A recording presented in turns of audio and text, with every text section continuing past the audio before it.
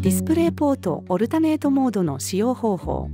ポリスタジオ G9 プラスでは USB-C 接続でディスプレイポートオルタネートモードに対応しています。同じポートで動画、音声、データの送信と電源供給を行うことができます。この接続では一つのケーブルで様々な機能を実行できるので、セットアップが簡単になります。デジタルホワイトボードなどには最適なモードです。作業を始める前に、お使いの HP-G9 ミニカンファレンシング PC が Ethernet、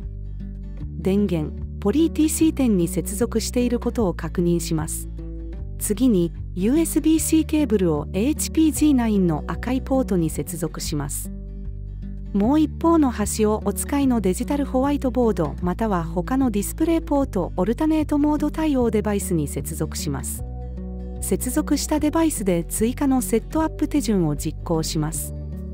セットアップが完了すると、ディスプレイポートオルタネートモードでシームレスな多機能接続を利用できます。